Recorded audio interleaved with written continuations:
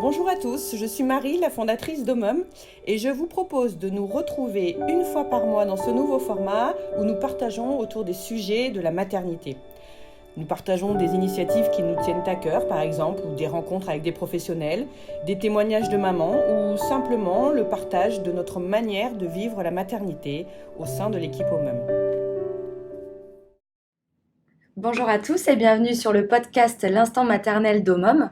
Aujourd'hui, on se retrouve autour d'une discussion ouverte avec Elsa, Marie et Agathe pour discuter autour de l'allaitement et voilà, un peu connaître les positions de chacune, voilà, parler de ça complètement librement. Donc, est-ce que vous pouvez vous présenter chacune et votre discours sur l'allaitement, si vous êtes pour, contre et pourquoi?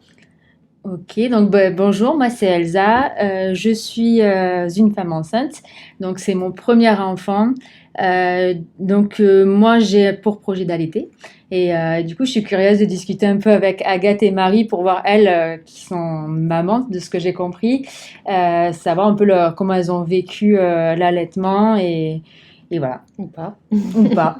Quoi, oui.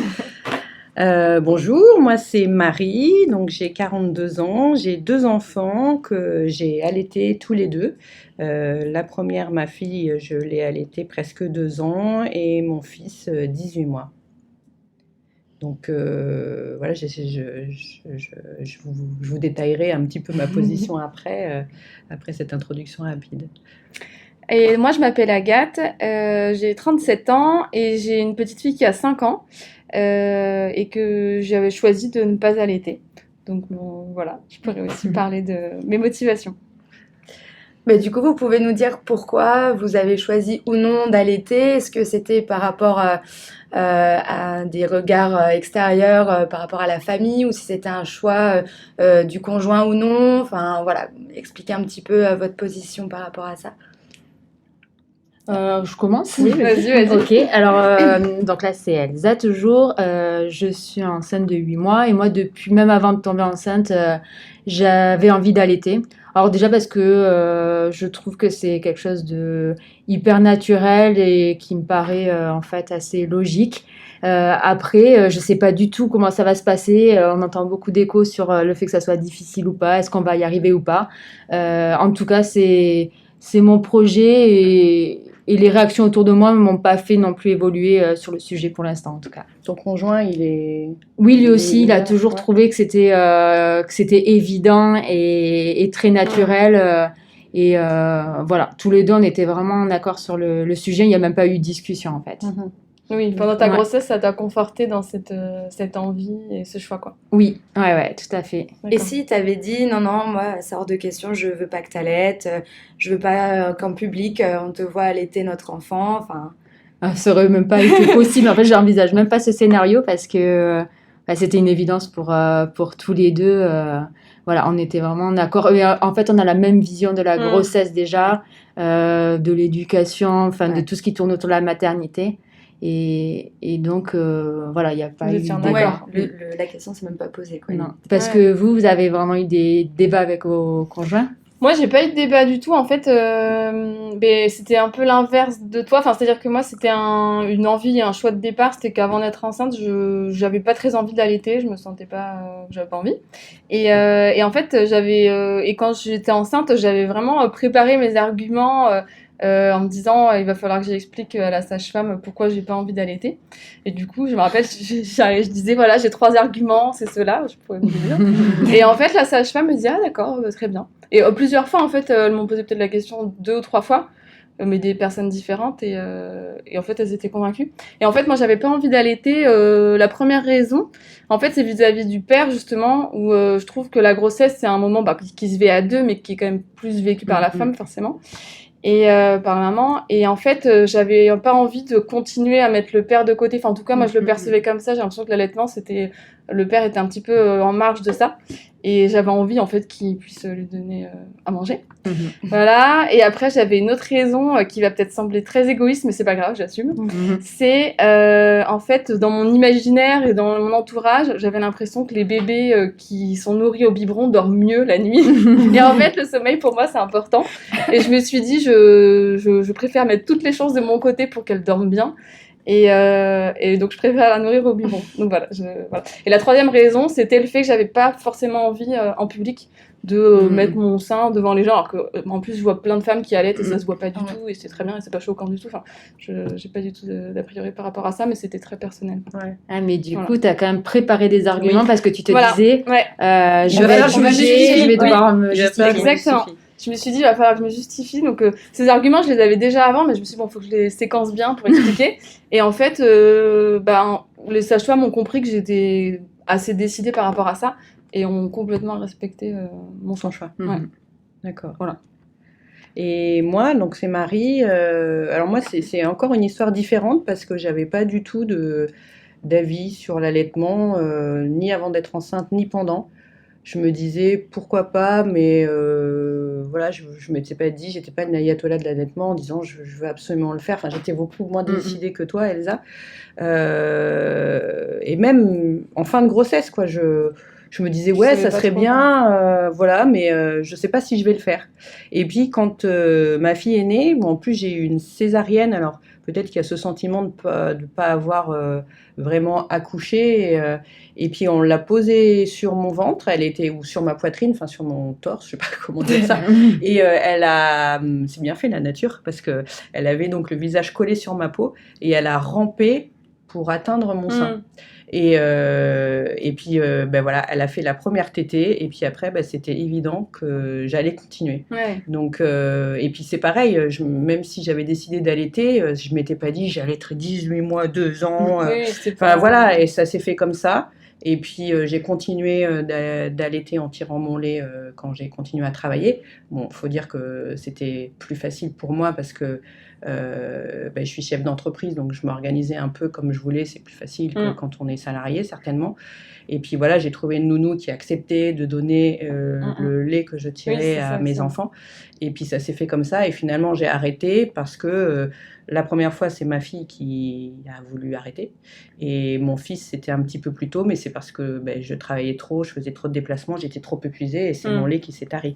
Mais c'était pas une décision qui a été mûrement réfléchie et qui était mûrement arrêtée, ça s'est fait et puis l'envie est venue. C'était assez naturel. Voilà. Ouais. Alors pour le deuxième, comme j'avais vécu l'allaitement pour la première, là je savais que je voulais allaiter, mais la première fois, c'était vraiment. C'est ma fille qui m'a convaincue d'allaiter en fait. Ouais, c'est ça. C'est beau. Ouais. Et après, oui, ce qu'on voit dans les discussions, c'est que, et puis ce qu'on voit dans les magazines quand l'allaitement est abordé, c'est que c'est fou parce que les femmes qui choisissent de ne pas allaiter sont obligées de se justifier et se sentent souvent pas soutenues, même si toi tu nous dis que les sages-femmes que tu as rencontrées, voilà. Oui. Mais on voit quand même pas mal de témoignages où les gens sont montrés du bois, comment tu veux pas allaiter, mais voilà. Et inversement, les femmes qui veulent allaiter et qui rencontrent des difficultés, parce que oui, l'allaitement, c'est pas facile, elles se sentent pas soutenues, et justement, à la moindre difficulté, on leur dit ah bah oui, votre bébé, il grossit pas trop, passez au lait maternisé, ou bah là, vous avez un peu mal, il vaut mieux passer. Et donc, du coup, on a l'impression que, quelle que soit la décision, le soutien du projet, de notre projet à nous, n'est pas... il n'est pas encouragé. On n'est pas encouragé, quoi. Moi, ça, je le vis beaucoup avec mes proches, ou dans mes proches, personne n'a allaité. Ou alors les gens n'ont pas d'enfants encore et n'ont pas pour projet. Mais c'est vraiment, j'ai que les retours négatifs qu'on me donne, quoi. Mais vrai. tu verras, mais c'est horrible, ça fait tellement mal. Tu t'essaieras, tu verras bien. Hein, mais moi, j'avais des crevasses, c'était vraiment horrible. Après, il y a ma grand-mère qui a cette croyance, oui, si tu as du lait, hein, toutes les mamans n'ont pas de lait. Voilà. Et après, oui, il y a celles qui n'ont pas allaité qui disent ouais, tu penses pas au papa, il va pas être impliqué. Mais oui, c'est ça. Mais c'est vrai qu'il y a beaucoup de jugements par rapport à l'allaitement. Oui, alors que c'est un sujet qui se fait en couple ou seul, je sais pas. C'est très personnel. Mais c'est ça, oui. Et les gens se sentent un peu obligés de donner leur point de vue là-dessus. Ouais. Et après, oui, c'est pas facile. Ou il y a certainement des femmes pour qui c'est facile aussi. Hein, mais quand tu veux le faire et que tu es bien accompagnée, c'est pas, enfin, il n'y a rien d'insurmontable, quoi. Je veux dire, je pense qu'aussi à l'époque, nos mamans, nos grand-mères n'étaient pas suivies. Enfin, aujourd'hui, il y a des conseillères en lactation, il y a pas mal de choses, et même les maternités. Moi, j'ai choisi du coup une maternité amie des bébés qui qui apprennent un peu l'allaitement et elles ont été formées pour accompagner. Donc, je pense que ça revient un petit peu. Ouais, c'est ça ça. revient, je pense, de plus en plus. Ouais. Mais même avec tout ce qu'on entend, avec le lait en poudre qu'on trouve au supermarché, etc., la composition, il y a peut-être des choses qui peuvent faire peur et on se dit, bah, je veux donner le plus naturel à mon bébé, donc je vais l'allaiter. Ouais. Oui, ou à Ah, ça- l'inverse, enfin, pour moi c'était l'inverse, c'est-à-dire que comme je travaille dans la nutrition, je sais que les laits infantiles sont de bonne qualité. Ah, Alors d'accord. après, évidemment, ils n'ont pas les anticorps qu'il peut y avoir dans le lait maternel, mais c'est tellement contrôlé et tellement proche en termes de composition du lait maternel D'accord. que j'étais assez en confiance. Justement, je me disais, bon bah très bien, je sais qu'elle aura tout ce qu'il faut. Ah oui, ça. ok. Ouais. Ouais, Voilà. ça aide, c'est vrai. Donc c'était l'inverse. C'est ça. Et toi, Agathe, à la maternité, ils t'ont proposé la tétée de bienvenue Oui, ou je l'ai quand- faite. D'accord. Mais ça a fini de me dissuader Ah en oui. fait. Enfin, j'ai trouvé ça très agréable comme moment, mais ça m'a fait très mal. Mais aussi, on m'a pas tellement guidée. Alors, je sais pas si ça aurait changé quelque chose ou pas, mais ça m'a fait assez mal et du coup, je me suis dit, bon, j'avais pas envie, mais définitivement, j'ai pas envie. Voilà. Mais je l'ai quand même faite en me disant, bon, je tente une approche pour voir si ça me fait pencher d'un côté ou de l'autre. Et ça m'a fait rester un peu sur le point de vue que j'avais. Ouais. Voilà. Voilà. Et toi, Elsa, t'as pas peur, je sais pas, de pas réussir, d'avoir mal, Enfin, t'as des craintes par rapport à Avec ça tout ce que ou- t'entends. Ah oui. Non, j'ai pas du tout peur parce que je me dis qu'aujourd'hui, il y a plein de manières d'être accompagnée par des conseillères en lactation, des sages-femmes. Et moi, j'ai choisi aussi ma sage-femme libérale parce que elle est dans la même vision que moi sur la grossesse, sur l'allaitement. Après, j'ai aussi des témoignages de copines pour qui ça s'est vraiment très bien passé. Oui. Voilà, donc non, je suis curieuse, mais après, si je vois que ça fonctionne pas, que j'ai trop de mal, C'est ça. je vais, enfin, Tu vas pas forcer je ou peux pas faire ça dans la non plus, souffrance, quoi. C'est ça. oui. Je saurais dire, ah ben non, là, je Tant peux pis, pas, ouais. et du coup, je C'est ça. passerai à autre chose. Parce qu'il y a des femmes qui se mettent tellement la pression Oui. qu'après, c'est un vrai deuil Oui. quand elles sont obligées d'arrêter pour l'une Mm. ou l'autre raison. Et c'est Moi, mal je vécu, reste ouverte voilà. sur le fait d'arrêter hyper tôt. Tu fais de justement. ton mieux, quoi. Voilà, Mm. et on verra. Enfin, c'est pas... Faut pas le vivre comme un échec en tout cas. Non, Ah ben non, Ouais, du c'est ça. tout. Ouais, Sinon- je sais pas combien de temps, je me suis même pas posé la question vraiment de savoir combien de temps je voulais l'allaiter. Ça dépend comment ça se passera, quoi. Bah, c'est ça. Ouais, je pense qu'il faut pas se mettre une pression, il faut vivre le moment quand il se présentera. Et voilà. Je me dis qu'aujourd'hui, on a de la chance d'être juste bien accompagné Oui. sur le sujet, quoi. Et est-ce que, parce qu'on est dans une époque où on fait très attention à l'environnement, etc., est-ce que le fait justement d'avoir cet allaitement naturel et sans déchets, Ah, mais parce que oui. t'as pas Oui, de tout à boîte de fait. lait, Bah, t'as oui. pas de biberon en plastique, hein, c'est un argument vraiment pour Ah oui. toi? Alors, c'est pas ce qui m'a décidé, mais ce qui a fini de me convaincre, Ça c'est le pousse, fait ouais. que ça soit. Déjà, il y a les anticorps. Ouais. Voilà. Parce que déjà, ça provoque aussi une relation qui est importante entre le bébé et la maman, quoi, de sécurité, un moment de complicité. C'est zéro déchet, c'est naturel.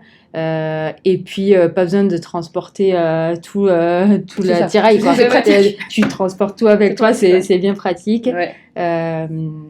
Et puis voilà. Et niveau économique aussi, je me dis que quand j'allaiterai, j'aurais pas besoin d'acheter C'est ça. de lait, quoi. Mais oui, en plus Ouais. ça coûte assez cher. Ouais, oui, c'est ça, c'est un budget quand même. Donc tous ces arguments font qu'ils vont dans le sens de l'allaitement, quoi. Oui, oui. Ouais. Mais c'est marrant parce que l'aspect environnemental, enfin si j'avais un autre enfant, parce que là c'était quand même il y a 5 ans, Ouais, c'est et ça. parfois j'y repense et je me dis bah tiens qu'est-ce que je ferais si j'avais un autre enfant, est-ce que j'allaiterais ou pas, et je me dis bah pourquoi pas essayer, enfin j'en sais rien, et bizarrement l'argument environnemental pourrait me convaincre. C'est ça. Ouais. Mais ça, c'est important ce que tu dis parce que je pense que c'est un projet personnel et qui est propre à chaque grossesse. Oui. Enfin, tu peux très bien Oui, oui. allaiter une grossesse et choisir de pas allaiter pour la seconde C'est ça, ouais. et puis de faire autre chose pour la troisième ou Ouais. inversement. Ouais. Et voilà, il n'y a pas de... Il y a C'est pas vraiment forcément un de projet de continuité. couple, un Oui, oui. projet d'un moment où tu en es de ta vie, quels sont les arguments qui te En conviennent, qui sont vieillissant importants aussi, pour toi, voilà, ça, quel âge tu peux tu changer as, de dans quelle discours. situation professionnelle et personnelle tu es. Voilà, c'est... Moi, je me souviens qu'il y a un moment de ça, je voulais pas allaiter parce que dans mon entourage, il y a j'ai connu personne allaiter. Mais plus ça va et plus je me dis bah pourquoi pas à essayer. Je suis pas du tout arrêtée Mais sur oui. la chose, mais Mais il y a une forme de démocratisation. Enfin, je trouve ça bizarre parce que pourtant l'allaitement c'est quelque chose d'ancestral. Mais j'imagine. Mais il y a eu toute une partie de peut-être la génération de nos parents, Oui.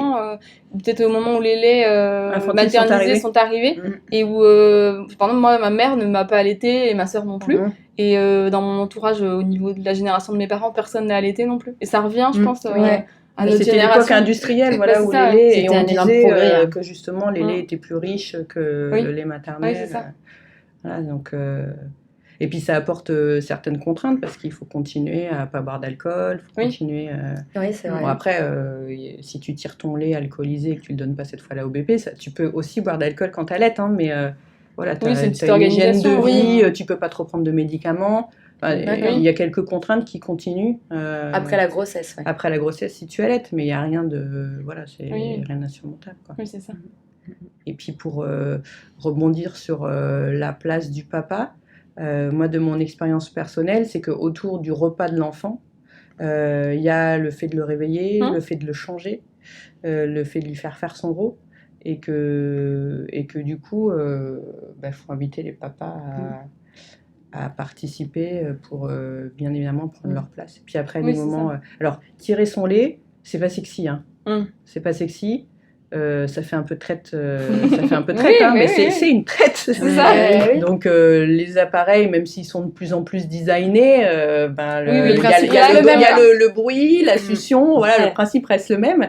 Donc c'est encore une autre étape. Il y a allaiter, puis il y a tirer son lait. Et moi, c'est deux choses différentes. Voilà. Je suis sûre de vouloir allaiter. Je suis pas sûre d'être capable de tirer mon lait. Enfin, j'ai envie parce que je veux continuer plus que après la reprise du travail, mais je sais. Ça, c'est vraiment une grosse inconnue par rapport au fait d'allaiter, quoi.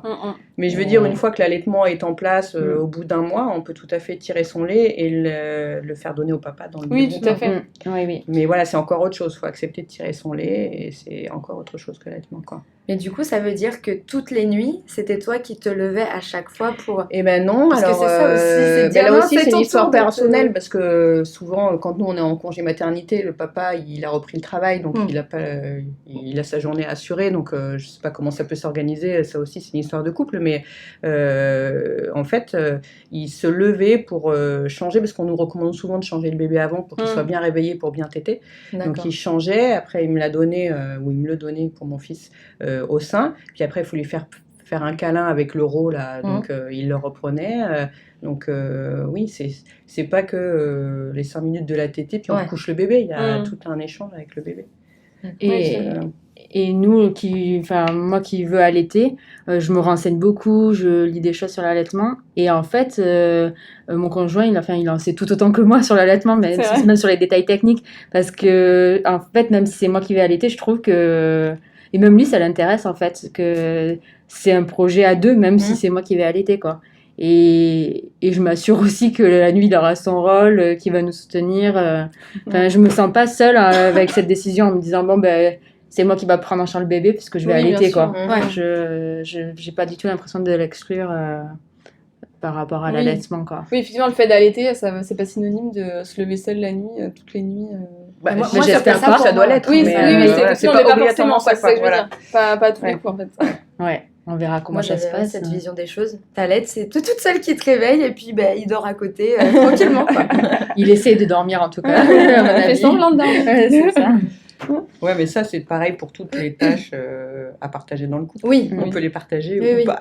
Mais j'ai tellement le souvenir de ma mère qui me disait le premier biberon c'était moi, le deuxième mais ça c'était une génération père, avant, ça vraiment. Du coup je me dis ok, je faisais 1 sur 2, mais quand t'allaites, comment tu fais? Ouais. C'était plus ça, si tu tires pas ton lait et que tu allaites, comment ça se passe? Mais oui, du coup t'as différentes manières de... C'est ça. De faire les choses à 2. Ouais, voilà, c'est ça. De faire les choses à 3, ouais.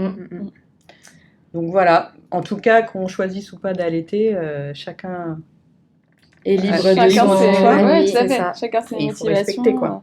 Chacun a ses motivations qui sont justes. Oui. Et personnelles. Et... Ouais, tout à fait. Bon, merci beaucoup en tout cas pour tous ces témoignages, les filles. J'espère que ça aidera beaucoup d'auditrices et d'auditeurs qui peuvent nous écouter aussi. C'est vrai. Voilà, et puis on se dit à une prochaine pour un nouveau podcast, l'Instant Maternel chez Omom. Au revoir. Merci, au revoir. Merci.